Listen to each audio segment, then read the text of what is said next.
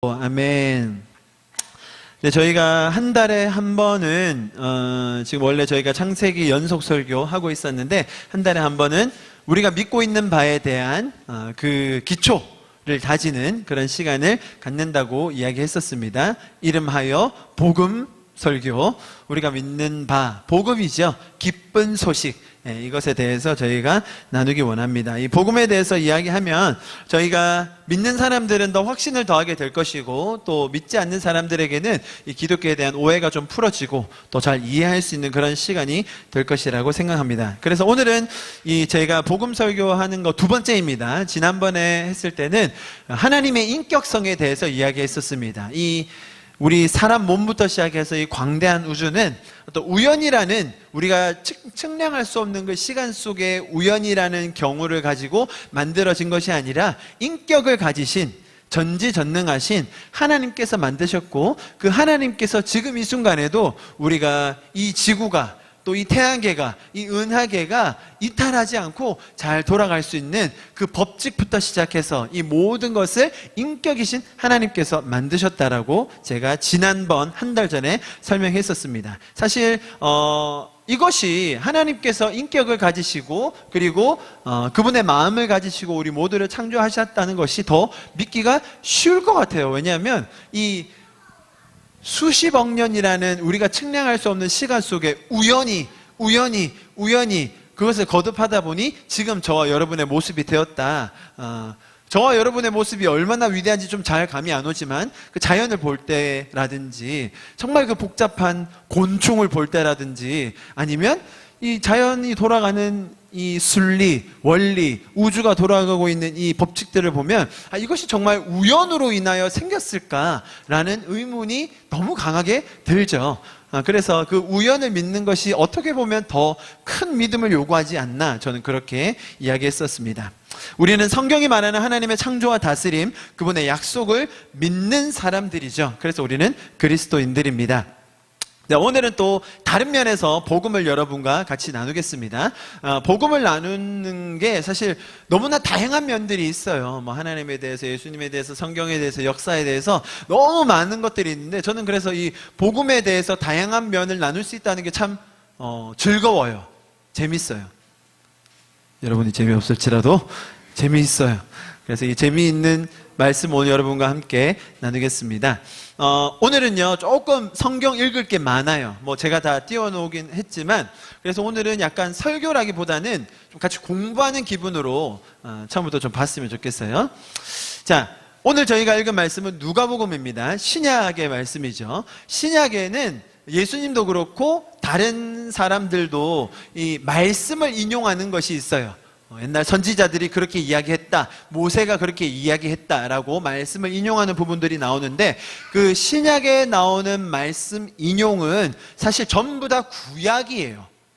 그죠? 지금 오늘 누가복음에서 이렇게 이야기했는데요. 이 장면이 어떤 장면인지 아시죠? 예수님께서 돌아가셨습니다. 예수님께서 돌아가시고, 그리고 부활하셨어요. 부활하셨는데 제자들은 다 도망갔었어요. 다 흩어졌고, 그 마리아와 여자 몇 명이 무덤 가서 기다리다가 예수님의 시체가 없어진 것을 보고 놀라고 있었는데, 천사가 와서 너희가 들은 대로 예수님 부활하셨다라고 얘기해서 막 놀라가지고 제자들한테, 베드로한테 가서 이야기했어요. 제자들이 어떻게 했죠? 그래? 우리도 가서 보자라고 했나요? 아무도 안 믿었어요. 아무도 안 믿었어요. 그리고 그렇게 낙심하고 뭔가 예수님이 사라졌다, 부활하셨다라는 소문이 흉흉한 가운데 그 중에 두 사람, 엠마오로 가는 그 두 사람에게 나타나신 예수님의 모습이에요. 아시겠죠? 자, 그때 예수님께서 이렇게 말씀하세요. 이에 모세와 모든 선지자들의 글로 시작하여 모든 성경에 쓴 바 자기에 관한 것을 자세히 설명하셨다고 돼 있어요. 자, 이 엠마오로 가는 두 제자들에게 예수님이 설명을 해주세요. 근데 뭘 설명해 주세요? 성경에 나와 있는 자기에 대한 것들을 다 풀어서 설명해 주셨다는 거예요. 자, 여기서 말하는 모세, 선지자들의 글, 모든 성경이, 여기서 말하는 성경 어떤 성경이에요? 구약이에요, 구약. 그러니까 신약은 사실 이때는 신약이 적혀지지 않았어요. 그죠? 신약이 아직 적혀지기 전이에요. 그러니까 예수님께서 돌아가시고 부활하시고 승천하신 후에 그 다음에 가장 먼저 이제 서신서 적혀지고 복음서 적혀지고 이러면서 이제 좀 막 자리를 잡아가는 거거든요. 그런데 이때는 아직 아무런 성경이 없을 때였는데 예수님께서 말씀에 나에 관해서 설명하셨다는 말은 구약을 다 설명하셨다는 거죠. 자, 그런데 이 두 사람이 이 자세히 설명하는 것을 듣더니 엠마오로 가던 두 제자의 반응이 뭐였냐면, 야, 그분이 우리한테 이렇게 설명이 처음엔 못 알아들었거든요. 애들이 무슨 말인지도 몰랐거든요. 근데 나중에 보니까 뭐야, 예수님이잖아 깨닫게 된 거예요. 그리고 예수님 하는 순간 예수님이 사라지세요. 자세히 보면 여기서 갑자기 사라지세요. 그리고 나서 걔네들의 반응 뭐라고 합니까? 우리가 그 말을 들을 때 막 가슴이 뜨거워졌지 않았어? 야, 너 막 가슴이 뜨거워지지 않았어? 그랬던 거예요. 자, 여러분, 구약을 읽을 때 여러분 가슴이 뜨거워진 적이 있습니까? 이렇게 다들 크게 고개를 젓고 계시네요. 구약을 읽으면서 내 가슴이 뜨거워지고, 와, 예수님이 이런 분이지라는 생각이 들고, 맞아, 내가 믿는 하나님이 이런 분이지라는 생각이 들어본 적 있습니까? 분명 예수님께서 설명하셨으니까, 최고의 선생님이신 그분께서 설명하셨으니까 그렇다고 칩시다. 그러나 우리에게는 또 성령님이 계시고, 우리가 지금 가지고 있는 책은 구약과 더불어 신약, 이 교회의 살을 가지고 있기 때문에 지금 우리가 볼 때 구약을 읽을 때에 우리의 마음이 더 뜨거워질 수 있다고 저는 믿습니다. 아멘. 저 혼자 믿어야지. 예수님의 인생에 대해서 우리가 알기 위해서, 예수님의 인생, 그분의 가르침, 그분의 성품, 그분의 삶을 알기 위해서 우리는 복음서를 읽어요. 마태, 마가, 누가, 요한. 거기 읽으면 많이 나와요. 탄생부터 그분의 삶과 성품, 가르치심, 죽으심, 부활하심이 나옵니다. 자, 그런데 만약에 우리에게 복음서가 없고, 복음서만 딱 뺀 채로 성경이 있다면 우리가 예수님에 대해서 얼만큼 알 수 있을까요? 예수님에 대해서 알 수 있을까요? 오늘은 이제 그걸 보기 원하는 거예요. 예수님의 탄생, 그분의 삶, 성품, 죽음, 배신당하심, 이런 것들이 다 구약에 나와 있을까? 만약에 나와 있다면 어떻게 나와 있을까? 궁금하지 않으세요, 여러분? 궁금하죠? 그것들을 오늘 함께 보겠습니다. 여러분, 그 예수님에 대한 평가는, 예수님이라는 한 그 인물에 대한 평가는 현재 우리가 지금 살고 있는 이 2017년 현재 너무 극과 극으로는 아닙니다. 첫 번째 반응은, 이제 안 믿는 쪽 반응은 예수님이라는 존재가 미친 사람이다라고 평가 내립니다. 자, 이거는 중도 좌파고 극좌파로 가면 존재하지 않았다라고 말하는 학자들이 있어요. 아주 소수예요. 그 사람들은 예수는 신화다라고 이야기하는 사람들이 있어요. 그러나 이제 그쪽 그 주장은 많이 안 받아들여져요. 왜냐하면 예수님에 대한 근거 자료가 너무 많이 있기 때문에, 성경 외에도 이제 그런 것들 제가 다음에 나눠드릴 텐데, 그러니까 존재하지 않았다라는 증거는 받아들여지진 않아요. 그러나 예수님이 하나님은 아니고 당시 로마 제국 시대에 그 히브리 민족을 정치적으로 선동해서 신흥 종교를 만들어 그들을 이끌었던 신흥 종교 세력의 창시자. 그래서 정치범으로 재판을 받아서 사형 언도 받은 사람, 요 정도라고 생각해요. 미치광이, 아니면 혁명가, 정치가, 이렇게 평가하는 사람들이 있습니다. 또 반대로 말하면 우리는 그분이 하나님의 아들이라고 생각합니다. 왜? 그분의 삶에서 자신이 하나님의 아들이라고 여러 번 이야기했습니다. 하나님과 자기가 동일한 분이고, 그분이 말하지 않는 것을 내가 말하지 않고 그분이 보여주시지 않는 건 나 하지 않는다라고 여러 번 이야기하셨기 때문에, 그분은 하나님의 아들이다, 우리가 그렇게 믿어요. 자, 이 극명한 두 가지 평가 중에서 이것을 어떻게 평가할 수 있는가, 그 기준이 있어야 된다고 생각합니다. 그런데 우리가 기억해야 될 것은, 이 사람을 사형으로 죽였잖아요. 로마 시대 그 십자가라는 사형틀, 가장 고통을 많이 받는 사형의 한 방편이었습니다. 가장 고통을 많이 주고, 가장 천천히 죽이고, 가장 극악무도한 범죄자들을 죽이는 그 사형의 한 집행의 방법이었어요. 사람들 보는 앞에서 공개 처형하는 거죠. 자, 그렇게 신흥 종교 세력의 지도자가 죽고 나면 대부분 그 종교 세력은 와해되기 마련입니다. 그러나 만약에 그 종교 지도자가 자기가 죽을 것을 알고 자신의 가족이나 아니면 제자들을 미리 포섭해서 그가 이 자기 종교에 대한 권위를 승계받을 수 있도록 준비를 해놨다면 또 다른 얘기예요. 우리나라에 있는 이단, 지금 최대 이단 뭔지 아시죠? 제가 뭐 얘기는 안 하겠지만, 지금 거기 이제 교주께서 곧 돌아가실 것 같아요. 곧 돌아가십니다, 그분. 예, 나이가 많으시거든요. 건강이 안 좋아서 곧 돌아가실 가능성이 커요. 그러면 이제, 그러면 이제 끝났네라고 얘기하지만, 이제 그거는 아주, 한 면만 아는 소리고, 이미 후계 구도가 다 짜져 있어요. 그 시나리오 1, 2, 3, 4까지 나와 있습니다. 어떻게 후계자들이 받아질지, 아니면 그 안에서 또 내분이 일어나서 나뉠지, 뭐 이런 지금 시나리오들이 이미 다 나와 있어요. 자, 그런데 희한한 건 뭐냐면, 예수님은 자신의 후계자를 지목했나요? 자신의 가족을 미리 증명해 놓았나요? 이게 예수님은 꼴랑 12명 데리고 다니셨어요. 자기 측근으로. 근데 한 명은 자살하고, 한 명은 스승 팔아먹고 자살하고, 나머지 11명은 다 도망갔어요. 자기가 제자로 데리고 다니지도 않았던 그 몇 명 여자, 2-3명 남아가지고 무덤가 시키는 게 그게 다였어요.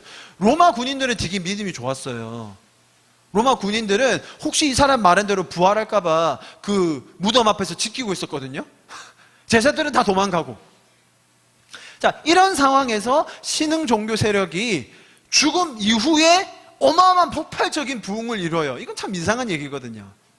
어떻게 해서 이런 일이 일어날 수 있었을까? 우리는 오늘 그것을 구약을 통해서 같이 보기 원합니다.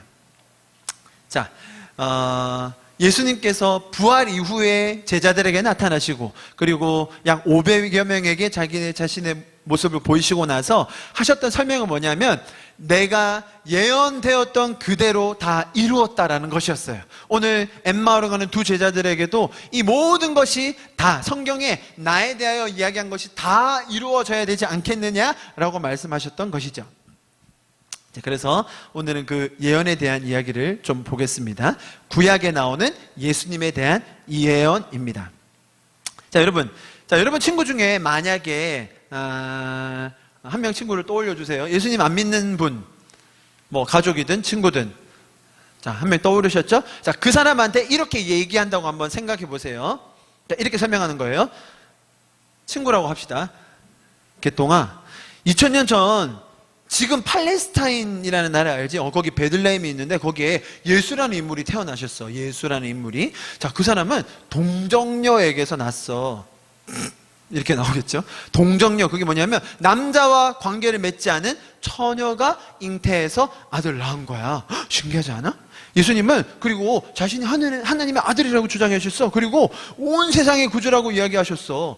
태초에 하나님께서 우리를 만드셨거든. 사랑의 관계로 만드셔가지고 우리에게 선택권을 주시고, 우리가 죄를 지었기 때문에 그 죄의 결과로 힘들어하고 있는데, 예수님이란 분, 하나님의 아들이란 분이 직접 오셔가지고 우리의 죄를 다 감당하시고 십자가에 달려 돌아가시고 부활하시고 살아나셨어. 우리가 그것을 믿기만 하면 우리가 천국의 삶을 살 수 있는 거야. 자, 어때? 라고 얘기했을 때 그 사람 뭐라고 반응할까요? 자, 여러분이 어떤 사람을 고르셨냐에 따라 반응이 조금 나뉘겠지만, 대부분은 뭐 이제 아주 친한 사람이라서 험한 말 못할 경우, 그래, 땡큐 하고 넘어갈 것이고, 뭐 험한 말 하는 사람들은 미치 소리 하고 앉아 있네, 그렇게 할 겁니다. 너무 옛날 얘기 같기도 하고, 사실 지금 말하는 이런 것들이 동화 같기도 하고 설화 같기도 하고, 그죠? 뭐 무슨 근거가 있어서 그러는데 라고 이야기할 것입니다. 자, 그런데 만약에 지금 제가 말씀드린 요 부분이 예언되어 있고 예언된 그대로 이루어졌다, 성취되었다라고 하면 어떻게 할까요? 무슨 말이냐면, 예수님의 탄생, 그러니까 동정녀 탄생, 탄생 지역, 탄생 시기, 또 그분의 삶, 배신, 십자가 사건, 부활, 이런 것들이 다 기록되어져 있었다면, 그러니까 예수님의 출생 전에 말이에요. 별로 안 와닿죠? 쉽게 예를 들면 이런 겁니다. 자, 여기 지금 저희 중에 한 분의 인생에 대해서 지금으로부터 3000년 전이면 언제죠? 감이 안 오잖아요. 너무 길어요. 그냥 100년 전으로 칩시다. 1917년에 누군가 글을 적은 거예요. 땡땡땡의 태어남과 인생의 죽음에 대해서 다 기록해 놓은 거예요. 자, 이렇게 기록되어 있어요. 그 사람은 1998년도에 한국에서 태어날 것입니다. 자, 이제 범위가 확 좁혀졌죠, 그죠? 1998년. 그러나 어린 유년 시절을 유럽에서 보내게 됩니다. 경우가 또 확 줄어들었죠? 불행하게도 어린 시절에 배운 영어는 클 때까지 기억나지 않고 다 까먹습니다. 그는 항공사 취직이라는 희미한 꿈을 가지고 부산에 있는 그것도 아랍어과에 진학을 하게 됩니다. 그는 동굴 목소리의 소유자이며 2017년도에는 아이유의 콘서트를 2층에서 그것도 4시간 동안 보게 됩니다. 오지지요? 자, 전 세계 75억 인구 가운데 이런 사람이 몇 명 있을까요? 몇 명 있을까요? 네? 0명이에요? 아, 그렇죠. 자, 이렇게 예언되어 있어서, 그러니까 이렇게 예언되어 있는 종이를 100년 전, 진짜 확실한 이게 과학적으로, 이게 고고학적으로 검증이 된, 이게 딱 100년 된 사료라는 걸 누가 나한테 딱 갖다 줬어. 그런데 내 친구야. 이럴 수가. 근데 제일 마지막에 이렇게 적혀져 있는 거예요. 이 사람을 따라가세요. 당신의 인생이 바뀔 겁니다. 자, 그러면 우리의 마음이 어떨까요? 설마? 그래도 마음이 뭔가 의심이 들기도 하지만 진짠가? 그런가? 하고 생각이 들겠죠. 그리고 이게 사실인가 누가 적었는가 살펴보겠죠. 그런데 만약에 그 자료가 정말로 100년 전에 이 한국 저 산골에서 누군가 적은 거라면 이거는 부정하기가 쉽지 않겠죠. 너무 정확하니까. 무슨 말인지 알겠죠? 제가 75억 인구 중에 한 명이라고 했는데 75억보다 훨씬 더 범위가 커져요. 왜냐하면 지금까지 죽었던 사람들 다 넣어야 돼요. 그때부터 100년 전부터. 그러니까 이게 경우의 수로 따지면 말도 안 되는 경우가 나오는 거예요. 100년 전이라고만 해도. 지금 제가 적은 예언한 게 한 10가지 정도 되잖아요. 이 사람에 대해서. 근데 10가지만 맞는 거라고 해도 이게 어마어마한 거라는 거죠. 자, 무슨 말인지 이해하셨습니까? 자, 이런 상황이 지금 예수님에게 어떻게 일어났느냐를 제가 볼 것입니다. 구약의 말씀 중에, 구약 39권 말씀 중에 예수님에 관한 예언이 약 300개 조금 더 나와요. 300군데보다 조금 더 나와요. 자, 이 300개 예언이 다 성취가 됐을까? 이제 그거를 연구하시는 분이 이제 학자들이 계시죠. 제가 이렇게 정리해 왔거든요. 구약에 나타난 예수님에 관한 예언. 그래서 이게 300개가 다 정리되어 있어요. 한 10페이지 정도 되거든요. 그러니까 9페이지네요. 그러니까 구약에 나온 예를 들면 스가랴 3장 8절, 6장 12절, 13절, 9장 9절 이렇게 해서 하나님의 종, 제사장님이 왕이심. 자, 요거에 맞는 신약 성경 어디 요한복음 17장 이런 식으로 정리가 돼 있어요. 필요하신 분들 제가 드릴게요. 한번 나중에 시간 나실 때 공부해 보셔도 좋을 것 같아요. 자, 이런 300여 개가 넘는 예수님에 대한 예언이 있는데 제가 살펴보니까 조금 이렇게 세분화한 것들이 있어요. 제가 볼 때는 한 70여 개 정도 메이저 사건이 나와요. 메이저 사건. 그 메이저 사건에서 이제 파생된 또 다른 해석들이 있어서 총 300여 개라고 합니다. 자, 오늘은 제가 이 중에 아주 대표적인 사건 그리고 재미있는 예언들 몇 가지를 여러분과 나눠볼 거예요. 이 예언들이 정말로 다 들어맞을 수 있는지 지금 제가 이 10가지 정도의 카테고리를 한국에 사는 한 청년의 예를 들었을 때 그 경우가 어마어마하게 희박해지는 것처럼 그것보다 훨씬 더 이게 고대 지금으로부터 약 3,000년, 2,000년 전에 쓰여진 이런 글귀들이 당시의 사람을 이 정도로 예언할 수 있을까? 우리가 그것들을 좀 보기 원합니다. 자, 처음 미가서 5장입니다. 미가서 5장. 같이 한번 읽어볼까요? 시작.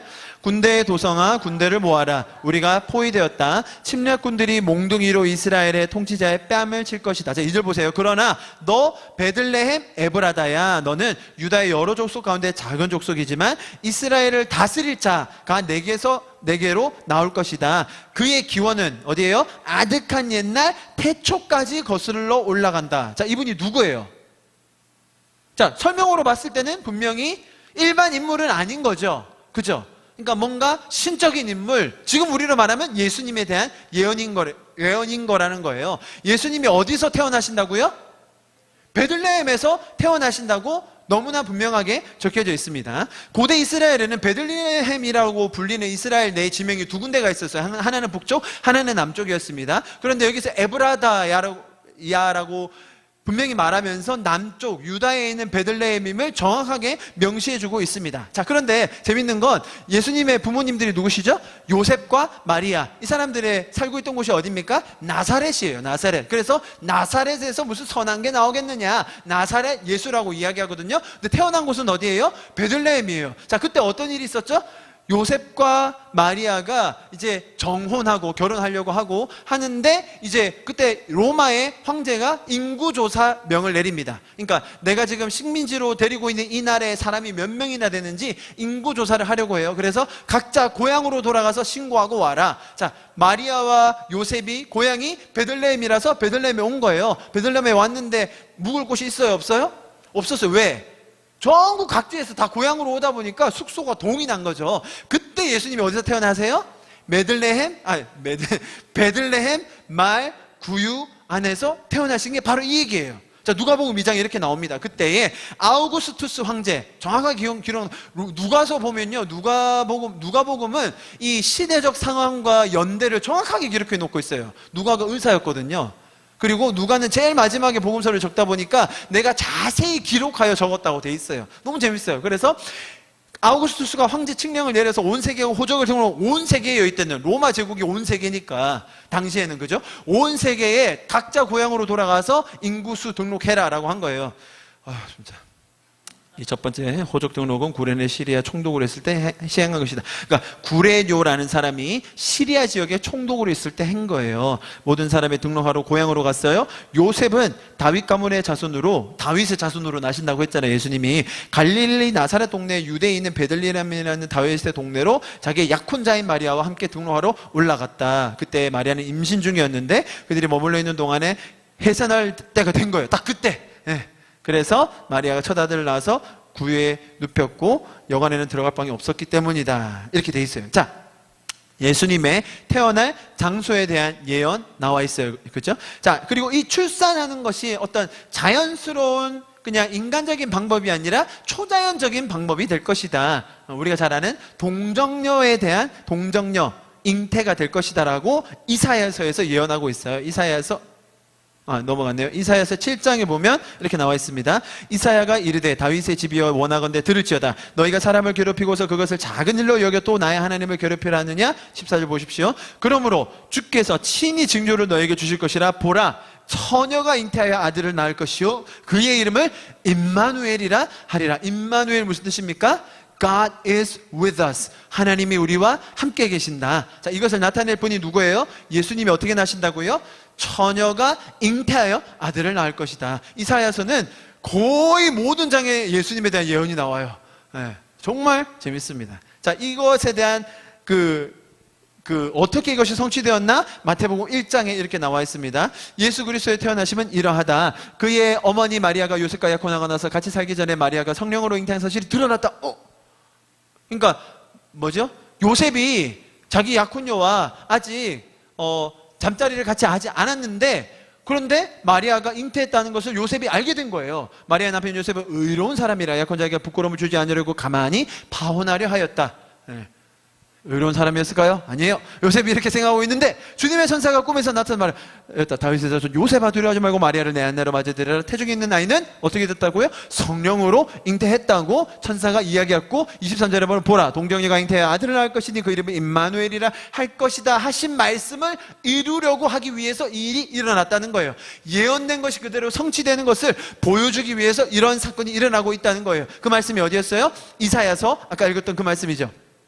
자, 우리가 여기서 이제 잘못된 방향으로 나아가면, 동정녀가 잉태를 했대. 도대체 그 동정녀는 어떤 사람일까? 얼마나 위대한 사람일까? 얼마나 우리와 다를까? 얼마나 정결하고 숭고하고 위대한 사람일까라고 하면 이제 어디로 가냐면 마리아 숭배론으로 가는 거예요. 그리고 마리아가 구원자와 비슷한 급으로 가는 거예요. 이제 그렇게 하시는 분들이 저쪽에 계시죠. 근데 성경에서 말하고자 하는 포인트는 그게 아니에요. 마리아가 특출났기 때문에 그가 뭔가 특별한 것이 있었기 때문에 여호와 하나님의 아들을 잉태했던 것이 아니라, 포인트는 뭐라고요? 예언됐던 것이 그대로 이루어지게 하기 위하여 지금 이렇게 된 거라는 거예요. 마리아가 사실 특별하긴 합니다. 하나님의 아들을 잉태해가지고 그분이 태어나셨을 때 기저귀를 갈았을 거거든요. 예수님이 응가 안 하셨을까요? 근데 정말로 그랬을 거예요. 마리아가 정말 특별한 인물이긴 해요. 그러나 성경이 말하는 것은 마리아의 특별함이 아니라 예수님은 예언된 그대로 오셨다라는 것이죠. 자, 이해하시겠습니까? 자, 이사야 선지자가 또 이 예수님의 탄생에 대해서 이렇게 예언합니다. 9장에 보시면 6절, 7절을 보시면 어떻게 되어 있습니까? 이는 한 아기가 우리에게서 낳고 한 아들을 우리에게 주신 바 되었는데 그의 어깨에는 정사를 메었고 그의 이름은 뭐라고요? 기묘자, 모사, 전능하신 하나님, 영존하신 아버지, 평강의 왕. 자, 이것을 사람에게 쓸 수 있는 그런 묘사입니까? 설명입니까? 아니죠. 어떤 뛰어난 사람, 선지자, 왕이라고 할지라도 이런 묘사를 이사야 선지자라는 사람이 하지 않았을 겁니다. 이것은 분명 우리를 다스리실 우리의 영원하신 왕 예수님에 대한 설명이라고 볼 수밖에 없는 것이죠. 이사야서 9장 6절 7절에서는 이렇게 이야기합니다. 이사야 선지자는요 BC 700년경에 이 글을 적었습니다. 그러니까 예수님이 태어나시기 700년 전에 이 글을 기록을 한 거예요. 자, 그러면 이사야는 둘이 또 이렇게 가요. 와, 이사야는 얼마나 대단한 선지자였길래 이런 정확한 예언을 할 수 있었을까? 여러분, 선지자들은요 잘난 사람들이 아니에요. 이사야서 1장 1절에 보면 이렇게 나옵니다. 같이 한번 읽어보겠습니다. 시작. 유다왕 우시야와 이사야가 유다와 예루살렘에 관하여 본 계시라. 자, 무슨 말이에요? 이사야가 노력해서 이걸 쟁취했나요? 뭔가 수고하여 얻어냈나요? 하나님이 보여주신 걸, 하나님이 알게 해주신 걸 기록했을 뿐이라는 거예요. 아시겠죠? 그러니까 지금 여기서 성경 전체가 우리에게 어떤 흐름으로 이야기해주고 있냐? 선지자 아니면 동정녀, 그런 한 사람 한 사람이 위대해서 이런 일이 일어났다는 것이 아니라 하나님께서 이런 것들을 우리로 하여금 더 믿게 하시고 깨닫게 하시고 우리에게 확신을 주시기 위해서 이런 것들을 기록하셨다는 것이죠. 자, 이건 조금 어려운 건데요. 다니엘서 이야기입니다. 예수님께서 태어나실 정확한 시점까지도 예언이 되어 있어요. 한번 볼까요? 그러므로 너는 깨달아 알지니라. 뭐라고 되어 있어요? 예루살렘을 증건하라는 그러니까 명령이 날 때부터 됐죠. 그러니까 예루살렘이 폐허가 됐었거든요.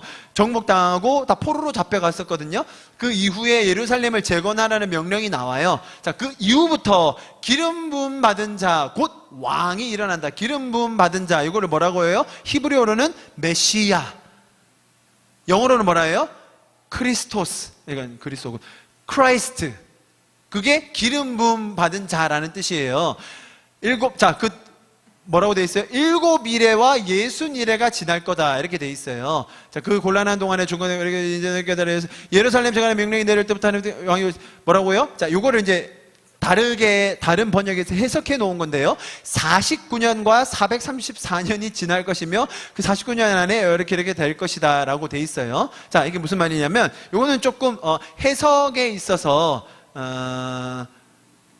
모든 사람들이 다 동의하는 해석은 아니에요. 아까 예를 들면 미가서나 이사야서 같은 경우는 모두가 다 정확하게 동의하죠. 근데 지금 이 다니엘서 같은 경우는 이것이 예수님의 초림을 나타내는 건지 아니면 재림을 나타내는 건지에 대한 해석에 대한 견해는 좀 나뉘어요. 근데 제가 이것을 만약에 초림에 대한 해석으로 본다면 이렇게 해석할 수 있어요. 그래서 좀 해석이 어려워요. 자, 이때가 페르시아 제국 때예요. 페르시아. 여러분 많이 지금 공부하고 계시죠? 페르시아 제국 때 아르타크셀크세스 왕이 있었어요. 성경에는 뭐라고 되어 있냐면 아닥사스다 왕이라고 되어 있어요. 그러니까 이거를 그 역사적인 표현, 그러니까 일반 역사에서는 뭐라고 하냐면 아르타크셀크세스.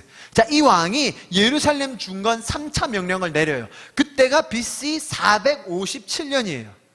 자, 457 더하기 아까 몇 년이라고 했죠? 49 더하기 434 더하면 몇 년이 나와요? BC 457 더하기 49 더하기 434 더하면 AD, 저희는 공대가 한 명도 없어요. AD 27년이 나와요. 27년. 자, 27년이 언젠가 누가복음에 보면 이렇게 나와 있어요. 디베르 황제가 통치한 지 몇 해 됐다고요? 정확하게 나와 있죠. 15년 지난 뒤에 그때에 이렇게 사람들 왕 다 있고 정말 자세히 기록되어 있어요. 이때에 사가랴의 아들 요한, 이게 누구예요? 침례 요한이죠. 사도 요한 말고 침례 요한에게 임해서 이때 무슨 사건이 일어나요? 요한이 예수님에게 침례 주는 일이 나와요. 그때 이제 하늘이 열리면서 있는데 사랑하는 아들이라고 하면서 예수님께서 본격적인 사역을 시작하세요. 이때가 AD 27년이에요. 자, 초림이라고 하시는 분들은 보통 이렇게 해석하세요. 재림이라고 하는 분은 또 조금 다르게 해석해요. 그러나 충분히 우리가 공감할 수 있는 내용인 것 같아요. 예수님의 탄생에 대해서 이런 시기까지 기록되어 있다니. 아까 제가 얘기한 것처럼 1998년 뭐 이렇게 섬찟하잖아요. 그러면 그러니까 지금 나와 있는 이런 모습들은 예수님의 탄생에 대해서 얼마나 자세하게 많은 것들이 예언되어 있는가 우리가 보면서 놀랄 수밖에 없는 것이죠. 자, 다음 예수님의 삶에 대한 예언들이 나와 있습니다. 예수님께서 어떤 가르침을 하시고 어떤 성품을 가지시고 또 나중에 어떻게 배신당하시고, 배신당하는데 유다가 은 몇 냥에 팔아요? 예수님을? 30냥이라는 게 또 구약에 다 나와요. 그런 다 자세한 것들이 나와 있는데 제가 그걸 다 소개시켜 드릴 수는 없고 하나 재미있는 거 하나 소개시켜 드릴게요. 자, 스가랴서 9장 9절의 말씀입니다. 같이 한번 읽어볼까요? 시작. 시온에 따라 크게 기뻐할지어다. 예루살렘에 따라 즐거이 부를지어다. 보라, 내 왕이 내게 임하시나니 그는 공의로우시며 구원을 베푸시며 겸손하여서 나귀를 타시나니 나귀의 작은 것 곧 나귀 새끼니라. 자, 스가랴라는 또 선지자가 예수님이 뭘 탈 거라고 예언했어요? 이 구절에 대해서 시비 거시는 분들이 아주 많아요. 아니 뭐 왕이라며 무슨 뭐 구원자라며 그러면 뭐 적어도 백마를 타든지 아니면 유니콘이나 뭐 날개 달린 뭐 사자 정도 타시면 뽀대날 텐데 왜 굳이 그 나귀도 새끼 나귀, 아우 부담스럽죠. 새끼 나귀 그 동물 학대 아니냐라고 하시는 분들이 있어요. 자, 이렇게 나옵니다. 마태복음. 그들이 예루살렘에 가까이 서서 감람산 벳박에 이르렀을 때 예수께서 두 제자를 보내시며 이르시되 너희는 맞은편 마을로 가라. 그리하면 곧 매인 나귀와 나귀 새끼, 그러니까 엄마가 하나 있고 나귀 새끼가 있다는 거예요. 그래서 둘 다 데리고 와라. 그러면 왜 가져가세요? 주께서 쓰시겠다고 해라. 그러면 이 선지자를 통하여 말씀을 이루게 하려고 한다는 목적인 거라는 거예요. 그죠? 그래서 이렇게 쭉 나와 있고 나귀 새끼들을 끌고 와서 자기의 겉옷을 그 위에 얹음에 예수께서 타셨다. 그리고 그 나귀를 타고 예루살렘 성에 입성하니까 사람들이 뭐라고 해요? 막 종려나무를 앞에 깔면서 호산나 호산나 라고 외쳤다는 거죠. 그죠? 자, 이때 나귀가 상징하는 것, 뭐 당연히 예수님의 어떤 삶이나 가르침이나 성품을 봤을 때 겸손함, 어떤 왕, 그러니까 우리를 다스리고 군림할 왕이 아니라 정말 우리의 수준에서 우리의 마음을 이해하시고 우리의 마음을 헤아려 주실 분으로 겸손한 마음으로 우리에게 오셨다라는 상징으로 분명히 보여집니다. 그러나 이것은 동물 학대라는 측면보다는 예언을 성취하기 위해서 이런 행위를 하신 거죠. 저는 이런 게 막 나귀가 막 거룩해지고 아니면 뭐 이런 그 주님이 아주 거룩하셨는데 이 나귀는 좀 안 어울리는, 저는 오히려 이런 장면에서 예수님이나 또 하나님의 성품이 참 재밌다, 위트 있다. 여러분, 예수님이 정말 웃긴 거 아세요? 예수님 개그 치시는 거 아세요, 여러분? 예수님 주변에 사람들이 막 질문하잖아요. 그러면 예수님이 엄청 개그를 잘하세요. 우리는 그게 동문서답이라고 생각하잖아요. 예수님이 질문 들으시고 너무 웃겨가지고 그 질문이 말이 안 되니까 너무 웃겨가지고 자기도 막 농담을 하세요. 근데 우리는 그 농담을 너무 시리어스하게 받아들여가지고 예수님 이렇게 말씀하시는데 우리 어떻게 해야 되지? 이럴 때가 너무 많아요. 사실 나귀를 탄 것도 그냥 너무 재밌어요. 그렇지 않아요? 왜냐면 이스라엘 사람들은 자신들이 기대하는 구세주가 누구였어요? 로마의 그 압제하에 있는 우리를 구원해줄 어떤 힘 있는 정치적인 지도자를 원했거든요. 그러려면 탱크를 몰고 오든지 신종 무기를 가지고 오든지 막 뭔가 큰 부대를 끌고 와야 되는데 예수님이 행동 뭐였어요? 나귀, 새끼. 그러니까 이게 완전 코미디, 완전 웃긴 거예요, 이거는. 그러니까 이스라엘에 살고 있던 그 사람들의 기대를 완전 깨버리는, 그렇지만 이것이 진정한 왕의 모습이어야 하며 이것이 진정한 승리다라고 십자가상에서 보여주시는 예수님. 너무 재미있는 거예요, 사실. 자, 마찬가지예요. 지금 스가랴 선지자도 아까 그렇게 예언했는데 스가랴 1장 1절에 보면 이렇게 나와요. 다리오 왕 제2년 8째 날에 여호와의 말씀이 이또의 손자 베가랴의 아들 선지자 스가랴에게 임하시는지라. 그러니까 스가랴가 우리 민족의 선지자로 올 분이 도대체 어떤 분인가 막 연구하고 조사해서 막 사료들을 모으고 그래서 그래 그분은 나귀를 타고 오실 거야 라고 적은 게 아니라 스가랴는 선지자에게 하나님이 그분의 영으로 말씀해 주신 것을 스가랴는 기록했다는 것이죠. 그리고 그것이 우리가 신약을 통해서 성취되었다는 것을 보게 됩니다.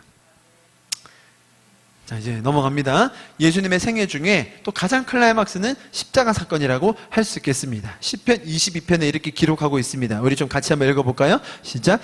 내 힘이 말라 질그릇 조각 같고 내 혀가 입천장에 붙었나이다. 주께서 또 나를 죽음의 진토 속에 주셨나이다. 개들이 나를 애웠었으며 악한 무리가 나를 둘러 내 수족을 찔렀나이다. 내가 내 모든 뼈를 셀 수 있나이다. 그들이 나를 주목하여 보고 내 겉옷을 나누며 속옷을 제비 뽑나이다. 자, 여기까지 볼게요. 자, 시편 22편은 여러분 한번 성경 펴보시면 다윗의 시편이라고 분명히 기록되어 있습니다. 시편의 저자가 몇 명이 있는데 그 중에 다윗이라고 이건 명시되어 있는 시편입니다. 자, 우리는 다윗의 인생을 잘 알고 있습니다. 성경의 기록을 통하여서 다윗이 어떤 삶을 살았는지 어떤 일을 당했는지를 잘 알고 있습니다. 자, 그런데 지금 우리가 보는 이 시편 22편의 말씀은 다윗이 뭔가 자기가 힘들어서 자기의 고뇌와 힘듦을 하소연하고 하나님께 고백하고 있는 것 같긴 한데 뭔가 다윗과는 매칭이 되지 않지만 다른 분과 매칭이 되는 것을 발견하게 됩니다. 다윗이 수족, 손과 발을 찔렸습니까? 그런 기록 성경에 없습니다. 다윗의 겉옷과 속옷을 누가 나눠 가졌나요? 그런 표현은 없어요. 심지어 22편 1절에 보면 이렇게 나와 있습니다. 같이 한번 읽어볼까요? 시작. 내 하나님이여 내 하나님이여 어찌 나를 버리셨나이까. 자, 여기 이 표현을 보면 지금 다윗이 이야기하는데 마치 누군가의 그 부르짖음의 데자뷰를 보는 것 같아요. 누구를 우리는 볼 수 있죠? 자, 마태복음 27장에 보면 제9시쯤에 예수께서 크게 소리질러 이르시되 엘리 엘리 라마 사막다니 이는 내 하나님 어찌하여 나를 버리셨나이까. 우리 아까 읽었던 시편 22편의 말씀은 마치 십자가에서 일어난 일을 그대로 보여주고 있는 것 같은 거예요. 소름. 그런 거죠. 자, 수족이 찔리고 그리고 겉옷과 속옷은 나눠 가진다. 희한하게 예수님의 옷을 그 로마 군병들이 나눠 가져요. 왜? 왜 그랬을까? 자, 이게 나와 있죠? 그 수족을 찔렀나이다 할 때는 They have pierced my hands and my feet. 그러니까 우리가 십자가 사건을 보면서 정확하게 알고 있죠. 십자가에 매달 때 손과 발을 찔렀다. 그리고 이 옷을 나눠 가졌다. 요한복음에 이렇게 나옵니다. 군인들이 예수를 십자가에 못 박고 그의 옷을 취하여 네 깃에 나눠 각각 한 깃씩 얻고 속옷도 취하니 이 속옷은 호지 아니하고 위에서부터 통으로 짠 것이라. 군인들이 서로 말하되 이것을 찢지 말고 누가 얻나 제비 뽑자 하니. 그러니까 요한은 그 장면을 보고 이렇게 정확하게 기록해 놓은 거죠. 여러분, 이것을 왜 이렇게 했을까요? 왜 이렇게 기록해 놨을까요? 여러분, 이것이 우연일까요? 아니면 누군가 조작해 놓은 것일까요? 이사야서 53장에는 너무나 참 뭐라 해야 될까요? 가슴 절절하게 그 예수님의 십자가 사건에 대해서 그분의 죽으심과 그분의 그 고난에 대해서 우리에게 그 사건의 의미까지 우리에게 미리 전달해 주고 있는 거예요. 예수님께서 우리에게 설명해 주신 것보다 오히려 어떻게 보면 이 이사야서 53장의 말씀을 보면서 우리는 와, 예수님의 십자가 사건을 통해서 우리가 이런 자유를 얻구나, 우리가 이런 해방을 얻구나 라는 것을 볼 수 있게 되는 거예요. 정말 놀라운 말씀입니다. 그는 주 앞에서 마치 연한 순과 같이 마른 땅에서 나온 싹과 같이 자라서 그에게는 고운 모양도 없고 훌륭한 풍채도 없었다. 우리가 보기에 흠모할 만한 아름다운 모습이 없었다. 그는 사람에게 멸시를 받고 버림을 받고 고통을 많이 겪었다. 병을 앓고 있었다. 사람들이 그에게 얼굴을 돌렸고 멸시받았으니 우리도 덩달아 그를 귀하게 여기지 아니하였다. 자, 그 다음부터 우리 유명한 말씀이죠. 같이 한번 읽어보겠습니다. 시작. 그는 실로 우리가 받아야 할 고통을 대신 받고 우리가 겪어야 할 슬픔을 대신 겪었다. 그러나 우리는 그가 징벌을 받아서 하나님에게 맞으며 고난을 받는다고 생각하였다. 그러나 그가 찔린 것은 뭐라고요? 우리의 허물 때문이고 그가 상처를 받은 것은 우리의 악함 때문이다. 그가 징계를 받음으로써 우리는 평화를 누리고 그가 매를 맞음으로써 우리의 병이 나았다. 아멘. 예수님께서 당하신 이 일들을 통하여 우리가 이런 것들을 누릴 수 있다고, 예수님께서 십자가에 돌아가시기 700여 년 전에 이것들을 기록해 놓고 있습니다. 우리는 다 양 같아서 제 갈 길로 헤어졌지만 우리 주님께서 모든 죄악을 그에게 지우셨고 고문을 당하였으나 아무 말도 하지 않으셨죠. 예수님께서 재판장에서 십자가 위에서 그 십자가에서만 내려와 봐라. 그 십자가를 뚫고 내려와 봐라. 그러면 내가 네가 메시아인지 믿겠다. 그때 예수님 한마디도 안 하시죠. 내가 이 천사들을 동원하여 이 모든 것을 해결할 수 있는지 너희가 모르느냐? 그러나 아버지께서 약속하신 것을 이루기 위하여 나는 지금 아무 말도 하지 않는다 라고 예수님께서는 하셨습니다.